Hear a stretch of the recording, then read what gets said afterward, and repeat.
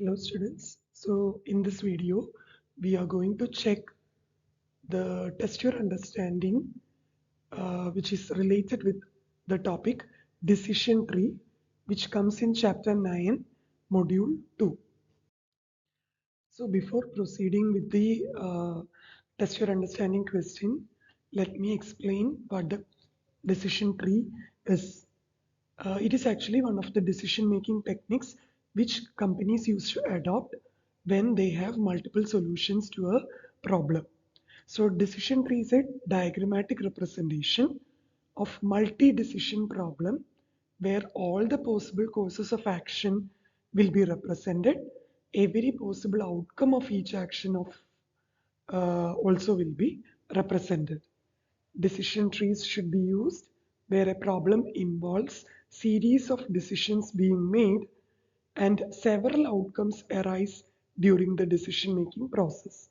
So whether to follow X, whether to follow Y, which outcome should be followed, and what is the probability of occurrence of each outcome, everything will be stated, and you will have to consider all these courses of action and the possible outcomes before the decision is finalized. Decision trees force the decision maker to consider logical sequence of events. So every possible course of action, every possible outcome, if the action is chosen, will be detailed in the decision tree. A complex problem will be broken down into smaller, easier to handle sections. The financial outcomes and probabilities will be shown separately, and the decision tree is rolled back by calculating expected values and making decisions. So in the next slide, I will show you what is an expected value. As we know, decisions are always futuristic. We will be making decision for a future course of action. So we will not know whether it will occur or not. So it is always based on a probability only we can decide, because future is always uncertain. So probabilities matters a lot when we are taking decisions related to future. So when we are constructing the decision tree, or when we are interpreting the decision tree or similar problems, there is something called an expected value which we should think about.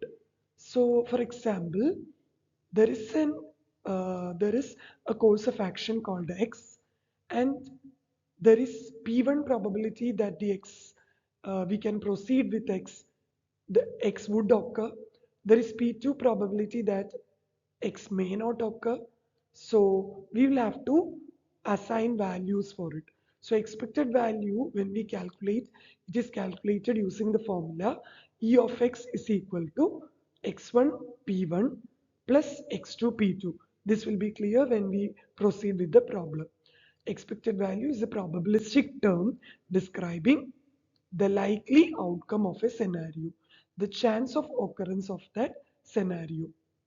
Now, when we look into the left-hand side, you can see the three-step method is given on how to construct a decision tree.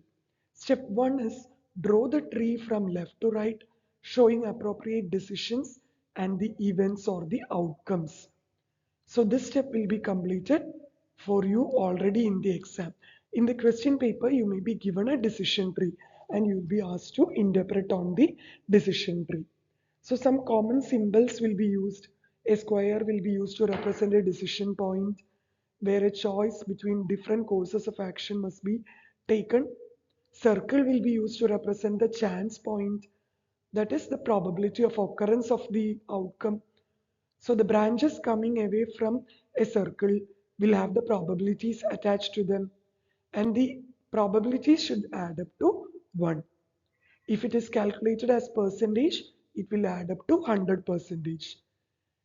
Now label the tree and relevant cash inflows or outflows and the probabilities associated with the outcome, because in business every decision taken will have its own outcome, and the outcome will be measurable in cash. Step 2 is to evaluate the tree from right to left, carrying out the two actions, that is calculating EV at every point Choose the best option at each decision point. And step 3 will be to recommend a course of action to the management. So now we will see that through a particular problem.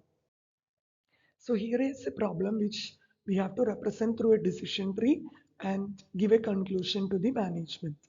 A university is trying to decide whether or not to advertise a new postgraduate degree program. So their decision is to be taken on whether to advertise the program or not to advertise the program. The number of students starting the program, there is another parameter given, economic condition. So the number of students starting the program is dependent on economic conditions. So the question is proceeded like this. If economic conditions turn out to be poor, for which there is 60% chance, it is expected that the program will attract 40 students even without advertising. But if the economic conditions, on the other hand, turns out to be good, for which there is 40% chance of occurrence, then the program will attract only 20 students without advertising. Okay, so that is explanation for first parameter, how to proceed or what is the outcome if proceeded without advertising. Now, if the company is proceeding with advertisement, if the program is advertised and the economic conditions are poor, there is a 65% chance that advertising will stimulate further demand and student numbers will increase to 50. If economic conditions are good, there is a 25% chance that the advertising will stimulate further demand and the number will increase to 25. So here they have given a parameter advertising and they say advertising may stimulate the decision making of the students or may not. Now the details are given about the profit expectation. The profit expected before deducting the cost of advertising of $15,000 at different levels of student intake are as under. So if the number of student intake is 15, they don't even expect a profit. They calculate that it will be a loss condition of $10,000. If they get a 20 student intake, they expect the profit to be $15,000. If they have a 25 student intake, they expect the profit to increase to $40,000. If the number of student intake increases to 30, the profit they expect to increase to $65,000. If the student intake would increase to 35, the profit would increase to $90,000. Like that, if the student intake is 50, then the company or university is expecting a profit of $165,000. But these profits are given before deducting the cost of advertising, that is $15,000. Now, what is required is demonstrate using a decision tree whether the program should be advertised or not. So let us go for a step-by-step analysis. So before constructing the diagram itself, that is decision tree itself, we should analyze the options. So option 1 is don't go for an advertising, and option 2 is do advertising. So let us analyze if the company is proceeding with option 1, that is not to advertise. So there the first condition is poor economic condition. So there is a 60% probability that the economic condition turn out to be poor. Then the university, even without advertising, would get 40 students, which means a profit of $115,000. And if the economic conditions turn out to be good, for which there is 40% chance, then the university would get only 20 students if they proceed with no advertisement strategy. In that case, their profit will be $15,000. So let us look into the EMV when the strategy of the university is not to do advertising. So what is EMV? EMV stands for expected monetary value. It is a decision-making tool used in the decision tree analysis and even in case of risk management also. to quantify the average outcome when the future includes scenarios which may or may not happen. Such kind of EMV thing will help the decision makers choose the option which yields the best or the highest expected returns. EMV stands for expected monetary value. The formula is EMV equal to sigma of probability of outcome into monetary value of outcome. Why sigma? Because here two conditions are expected. There is a profit condition when the economic condition is poor. There is a profit expectation when the economic condition is good. So like that, two outcomes we'll have to check. Expected value of two outcomes will have to be checked and it has to be added up to get the expected monetary value. So if the company is or university is proceeding with not to advertise strategy, then EMV is equal to zero point 0.6, that is 60% probability of getting the profits of $115,000 plus 40% probability of getting $15,000. So EMV comes to $69,000 in case of poor economic condition, $6,000 in case of good economic condition, giving a total EMV or expected monetary value if the company is not at all advertising their program to be $75,000. I hope it is clear. If not, listen to the thing once again.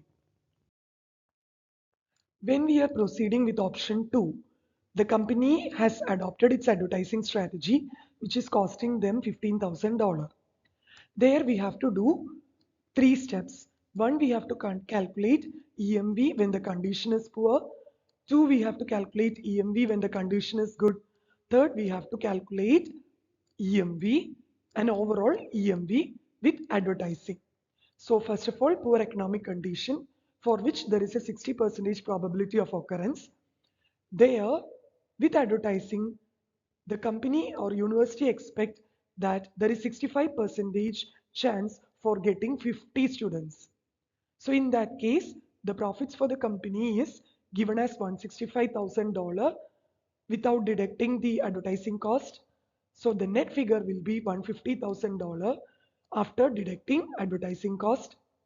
But there is an opposite condition or there is an opposite outcome, that is, even with advertising, company may not get an increase in the student number.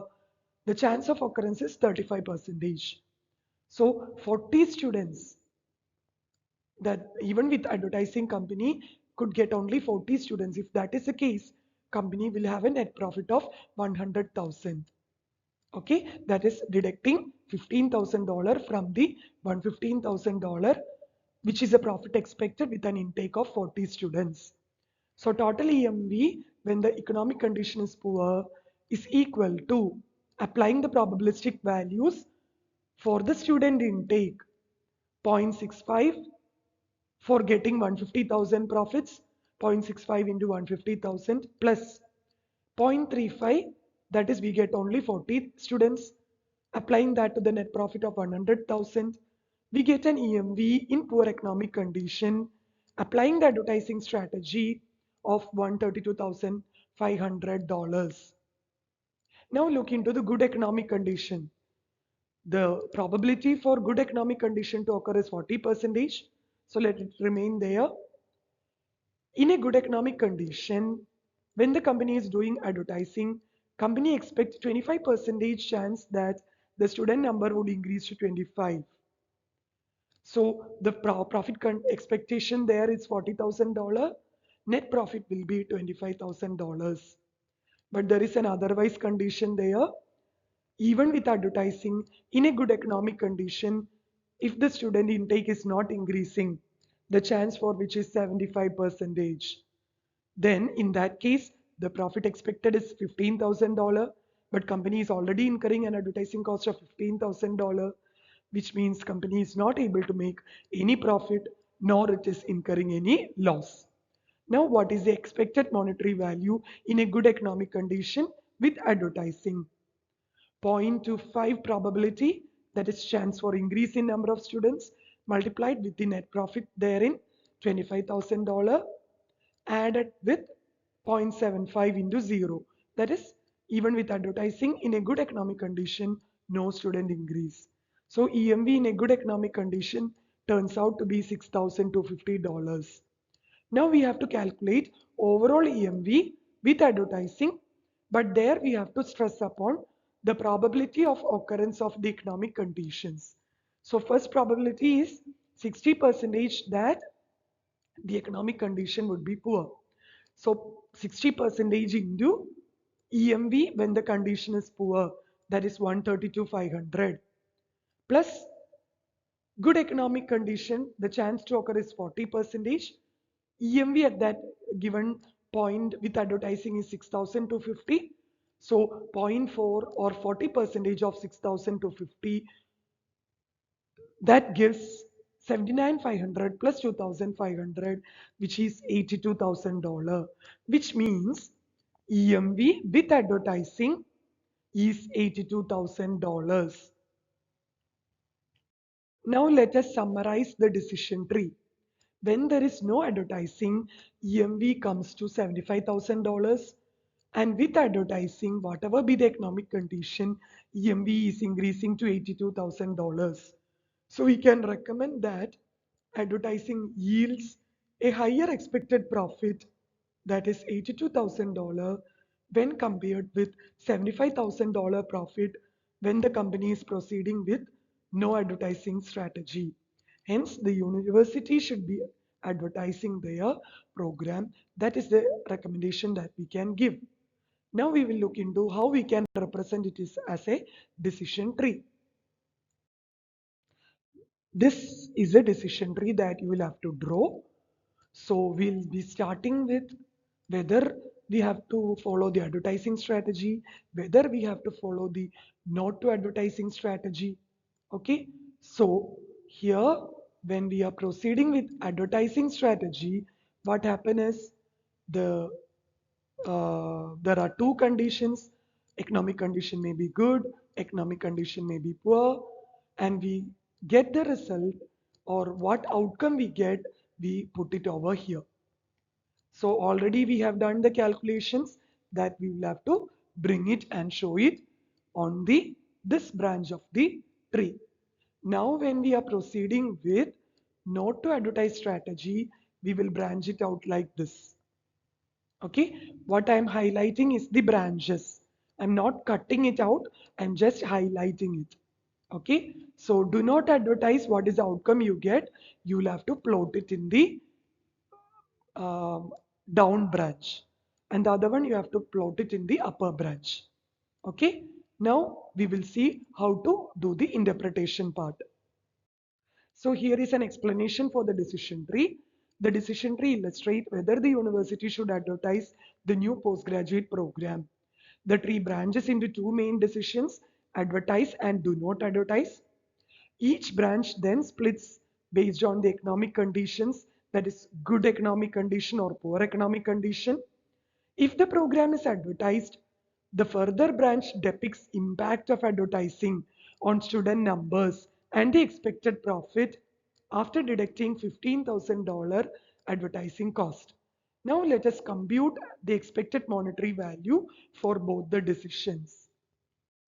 So when we are proceeding with do not advertise decision, then if the economic condition is poor, only 40 student intake will be there and the profit expected is $115,000. When the economic condition turns out to be good, the university gets only 20 students. The profit expected is $15,000. So now when we are calculating EMV, the probabilities that we have to apply is the probability for the occurrence of economic condition. So the probability of occurrence of poor economic condition is 0.6 or 60%.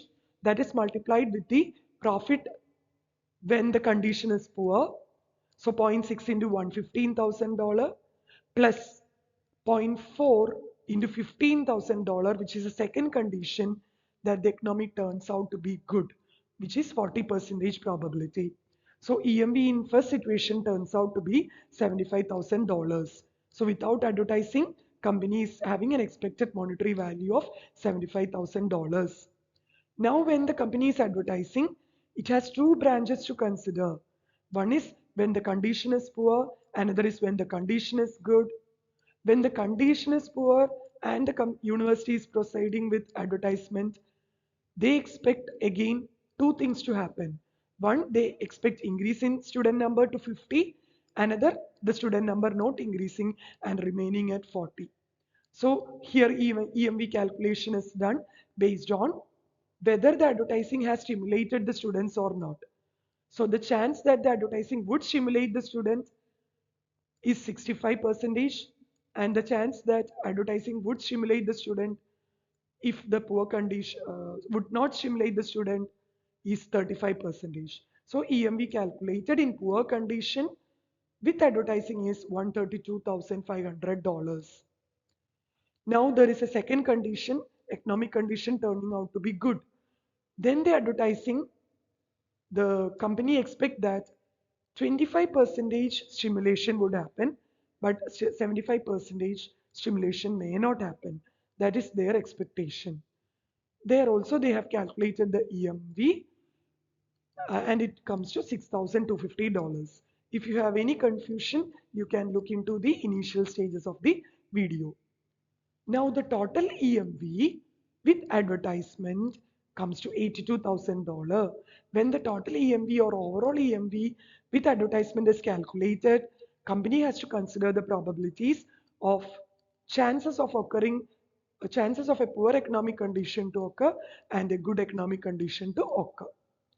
Now the conclusion again is the same, which we mentioned even without the tree, that the company should proceed with advertising because EMV of advertising is greater than EMV of not advertising the program. So the recommendation that we will give is proceed with advertising. See, for exams, you may not be asked to draw a decision tree. You may be given a decision tree and you will be asked to interpret. So in that case, you should know what is a decision tree. You should know what each branch indicates. So this particular problem you can use as an illustration to be thorough with the concept of decision tree. Thank you.